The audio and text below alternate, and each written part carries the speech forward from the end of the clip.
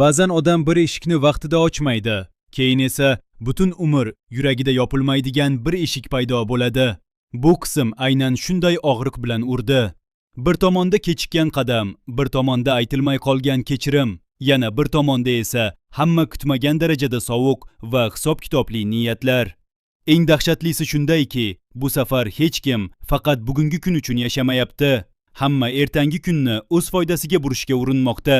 Lekin taqdir ularning rejasini bitta o'lim, bitta pushaymon va bitta tug'ilmagan bola bilan butunlay boshqa yoqqa burib yubordi.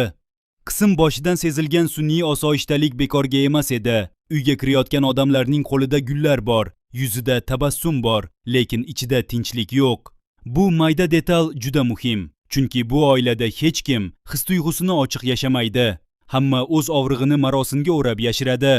Bir qarashda oddiy holatdek tuyulgan sahnalarda ham bo'linish juda aniq ko'rindi. Farzand, kelin, nevaralar hamma bir uyda, lekin bir maqsadda emas. Ayniqsa, Aisha masalasining shunchaki yo'l-yo'lakay tilga olinishi bejiz emas. Bolani onasiga qaytarish haqidagi gap oiladagi darzning qanchalik chuqurlashganini bildiradi. Bu endi oddiy janjal emas, bu uy ichidagi munosabatlar qayta taqsimlanayotganining belgisi.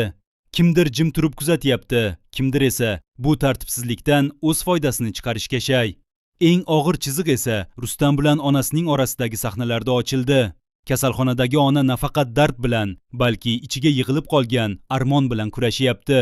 U qayta-qayta Zulfiya nomini tilga olayotgani oddiy sog'inch emas. Bu ayolning oxirgi lahzalarda haqiqatni tan olishi, yuragida kimga nisbatan alohida joy borligini oshkor etishi edi. Onaning ko'zlari xiralashgan, nafasi sayoz, lekin qo'li o'g'lining qo'lida tinmay siqilib, bo'shashib, yana siqilib yotibdi. U gapirmoqchi bo'lgan har bir so'z unga og'ir kelayotgan bo'lsa-da, ichidagi yuk undan ham og'irroq edi. Mana shu yerda Rustamning ichki fojiasi to'liq ochildi. U bir tomondan o'g'il, ikkinchi tomondan ota, yana bir tomondan o'tmishidan qochib yashagan erkak. Uning yelkalari egilgan, ko'zlari qizargan, lekin u hech kimga o'zining qanchalik sinayotganini ko'rsatishni istamaydi. Onasining so'nggi iltimosi uning yillar davomida berkitib kelgan barcha gunohlarini bir nuqtaga jamladi. U Zulfiya oldiga borganida aslida faqat onasining iltimosini emas, o'zining kechikkan vijdonini ham ko'targan holda bordi. Zulfiya sahnalarida esa bu qismning eng nozik psixologiyasi yotibdi. U tashqaridan qaraganda qaysar, sovuq, hatto kechirim bilmaydigandek ko'rinadi. Ammo uning rad javobi g'ururdan ko'ra ko'proq qo'rquvga o'xshaydi. U yana bir bor o'sha uyga kirib, yana bir bor tahqirlanishdan, yana bir bor qizining ko'zida o'zini sindirilgan holda ko'rishdan qo'rqyapti. Ayniqsa, Zarinaning ustidan kulishgani haqidagi og'riq oddiy onalik xafagarchiligi emas. Bu ayolga sen yolg'izsan, seni va bolangni bu dunyoda himoya qiladigan hech kim yo'q degan shafqatsiz eslatma bo'ldi. Shuning uchun u kasal onani emas, yana bir bor o'z qalbining parchalanishini ko'rdi va ortga chekindi. U uyda yolg'iz o'tirganida qo'llari tizmasida titrab, yuzini qo'llari bilan berkitib oldi. U yig'lamadi, chunki ko'z yoshlari allaqachon qurib bo'lgan edi. Ammo serial aynan shu qarorni bir umrga cho'ziladigan pushaymonga aylantirdi. Sevara esa bu qismda shunchaki jahl qiladigan qiz emas, balki butun fojianing tirik katalizatori bo'lib chiqdi. U Zulfiya nomini eshitganda ichidagi adovatni yashirmaydi. Hatto bu adovatni himoya deb o'ylaydi. Uning lablari burishadi, ko'zlari yalt etib yorishadi, qo'llari bilan stolni qattiq uradi. Lekin u bir narsani tushunmayapti. Ba'zan odam o'z uyini himoya qilaman deb o'sha uyning eng muqaddas rishtasini uzib qo'yadi.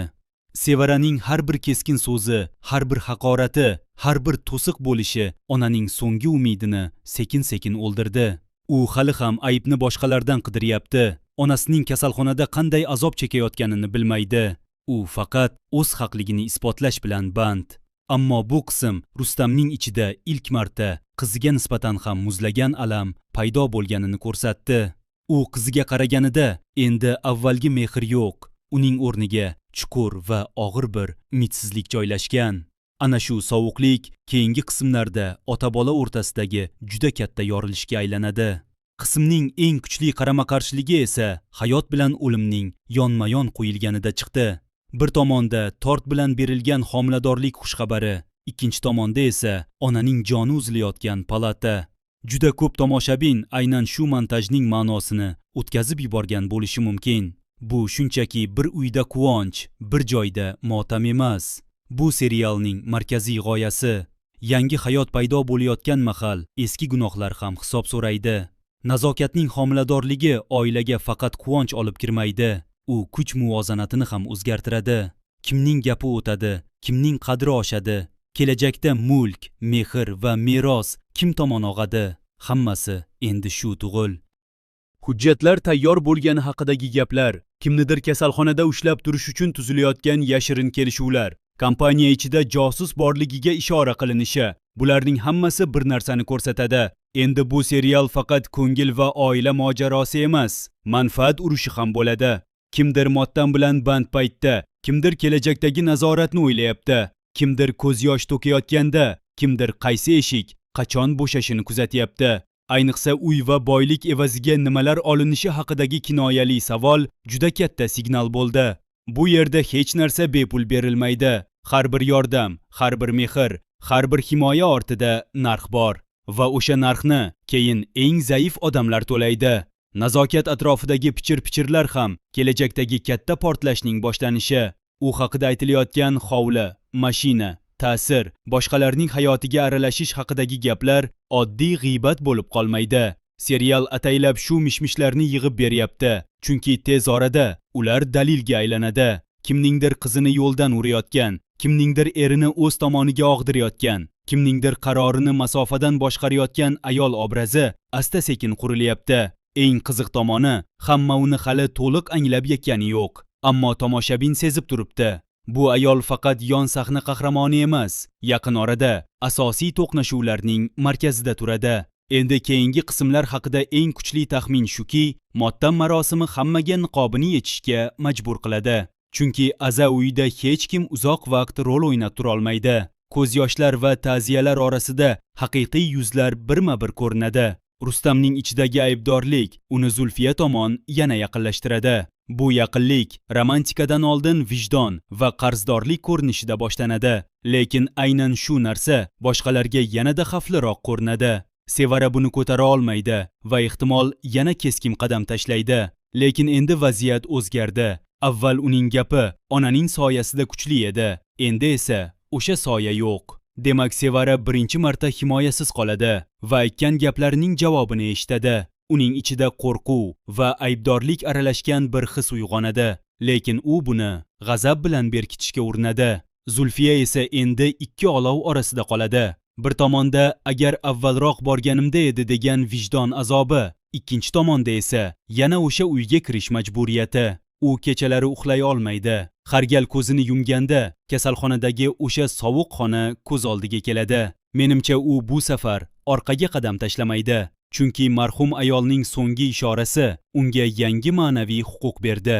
Endi u o'sha xonadonga iltimos bilan emas, burch bilan kiradi va aynan shu burch Sevaraning nafratini battar kuchaytiradi. Hattoki bir payt kelib, Rustam bilan Zulfiya bir tarafda, Sevara esa butunlay boshqa tarafda qolishi mumkin. Ota va qiz o'rtasida avval hech qachon bo'lmagan bir uzoqlik paydo bo'ladi. Nazokatning homiladorligi ham quvonchli yangilik bo'lib qolmaydi. Bu bola hali tug'ilmasidan turib, oiladagi sevgi va hisob-kitob orasidagi chiziqni buzadi. Kimdir bu bolani avlodning davomchisi deb ko'radi, kimdir esa ta'sir vositasi deb. Ayniqsa uy ichida o'zini chetda qolgan his qilayotganlar tez orada bu homiladorlikni oddiy xushxabar emas, yangi kuch markazi sifatida qabul qilishadi. Bu esa kelin-kuyov, ota-ona, hatto tashqaridagi manfaatdor odamlar o'rtasida yangi bosimlar yaratadi. Men yana shuni ham kutyapman. Quvonch bilan kesilgan tortning shirinligi uzoqqa bormaydi. Chunki bu xonadonda har bir shirin xabar ortidan albatta achchiq hisob keladi. Nazokat esa hamma bu gaplarni eshitib tabassum qiladi. Lekin